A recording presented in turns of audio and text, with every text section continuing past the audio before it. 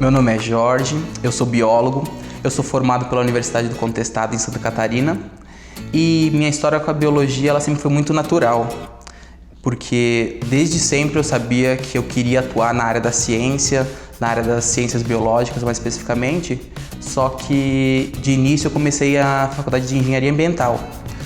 No meio do processo de entender qual que era esse curso e onde ele atuava, eu descobri que não era isso que eu queria. Então eu rapidamente mudei para o curso de Ciências Biológicas em 2010 e foi onde eu desenvolvi então grande parte do início da minha vida científica. Ainda no primeiro ano de faculdade, eu tive a oportunidade de começar a desenvolver um estágio de iniciação científica dentro da Embrapa Suínos e Aves, com a doutora Mônica Ledur e a doutora Jane Peixoto.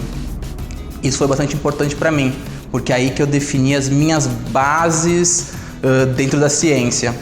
Nesse início da minha carreira foi bastante interessante, muitas descobertas do que era a pesquisa, como que a gente deveria atuar. Elas me ensinaram muito a ter esse espírito de inovação, de tentar responder questões que estavam afligindo a gente naquele momento. E foram graças a elas também que eu tive a oportunidade de ir ainda em 2012 para fazer um período sanduíche da minha graduação, através do programa Ciências Sem Fronteiras na Universidade Autônoma de Barcelona, na Espanha. Lá, sob orientação do professor Josep Maria Fort e da Maria Ballester, eu desenvolvi um projeto que tentava entender quais eram as bases genéticas moleculares que estavam envolvidas na regulação de algumas características envolvendo ácidos graxos numa espécie de suíno bastante importante daquela região da Península Ibérica, que é o suíno ibérico. Tem uma importância econômica bastante grande para a Espanha, Portugal. E esse momento foi um segundo momento de descoberta na minha vida, quando eu tive realmente certeza de que eu queria atuar na área da ciência. Voltei para o Brasil e estava acontecendo um burburinho no meio científico da produção de aves, que era o surgimento de algumas miopatias que estavam atrapalhando a produção. E a doutora Jane, de forma bastante brilhante e rápida, ela começou a identificar isso dentro das populações de estudo dela lá na Embrapa. E foi aí que surgiu então o meu trabalho de conclusão de curso da graduação, onde a gente tentou identificar, e identificamos com sucesso, quais eram as vias biológicas que estavam envolvidas no desenvolvimento dessa miopatia em frangos de corte. Tive a oportunidade de vir aqui para o estado de São Paulo, fazer o curso de verão em genética na Faculdade de Medicina aqui da USP, de Ribeirão Preto. Eu encontrei esse ambiente também inovador que eu tinha visto lá na Europa, aqui dentro das universidades paulistas. E eu decidi que eu queria fazer pós-graduação e eu queria vir para cá fazer pós-graduação, no estado de São Paulo. Então, inicialmente eu passei no mestrado na Unesp, desenvolvi meu trabalho em parceria com a doutora Mônica, dentro da área de genômica de aves, que foi um novo mundo que eu descobri. Até então eu trabalhava com a parte de biologia molecular, eu não tinha nenhum conhecimento nessas tecnologias que avaliavam o genoma completo de uma única vez, e a gente identificou, no meu trabalho de mestrado, quais eram as regiões que tinham sido selecionadas ao longo dos anos entre populações de frangos de corte e que tinham auxiliado em transformar as aves que a gente tem hoje, as aves de produção, no que elas são. Então eram características de sobrevivência, características de adaptabilidade.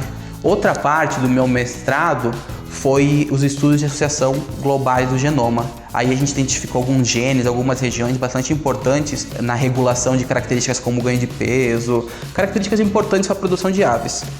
Só que, no final do meu mestrado, eu senti que eu tinha necessidade de voltar lá para a ciência básica que eu tinha aprendido na Espanha. Foi quando então surgiu a oportunidade de vir fazer doutorado aqui na Faculdade de Medicina de Ribeirão Preto, na USP, com a doutora Esther Silveira Ramos. Eu já conheci o trabalho dela de antes, desde a graduação, e era muito parecido com o que eu já tinha visto, e eu decidi então vir para cá.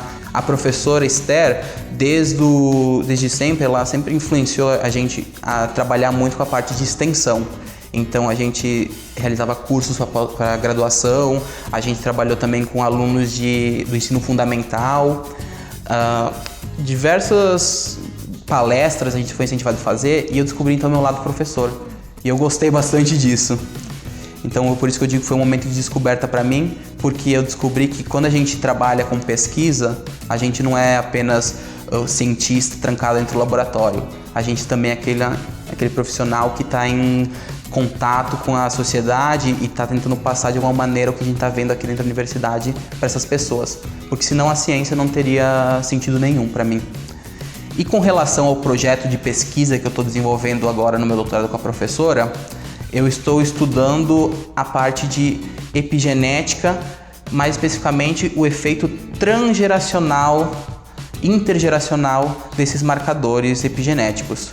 Então, basicamente, a epigenética é uma área da genética que estuda marcações químicas que estão, por exemplo, sobre o DNA e que vão influenciar na expressão dos genes, por exemplo. Até então, até o sequenciamento do genoma, acreditava-se que a grande maioria das variações fenotípicas estavam associadas apenas com alterações de nucleotídeo no DNA.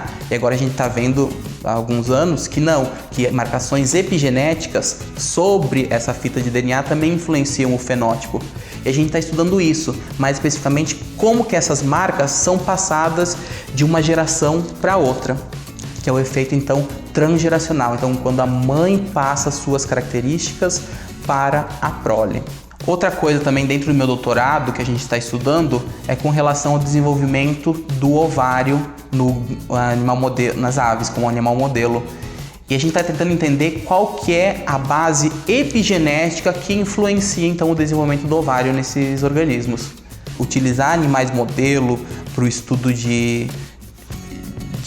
da gonadogênese, por exemplo, foi utilizado por muito tempo. A ave ela é um importante animal modelo no estudo do desenvolvimento do ovário, principalmente pela associação que a gente pode fazer com o desenvolvimento de câncer de ovário.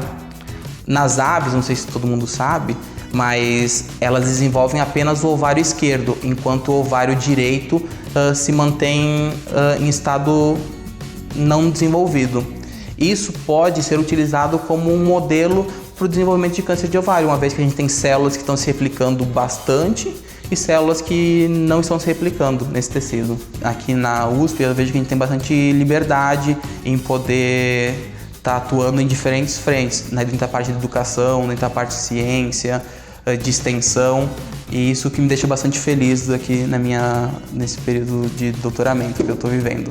Quando a gente está trabalhando na ciência, a gente não pode deixar a parte de divulgação de lado, porque realmente não faz sentido a gente trabalhar com uma coisa se a gente não quer que a comunidade saiba o que está acontecendo. Não só a comunidade científica, mas também a comunidade que está aqui ao redor da universidade. Eles precisam saber o que a gente está fazendo aqui dentro, para onde que a gente está caminhando e o que está sendo feito com o dinheiro deles. Eu acho que a gente atuando dentro da escola, atuando dentro da comunidade, atuando dentro da própria graduação, é uma maneira que a gente tem de devolver o que a gente está sendo, todo esse investimento feito em nós.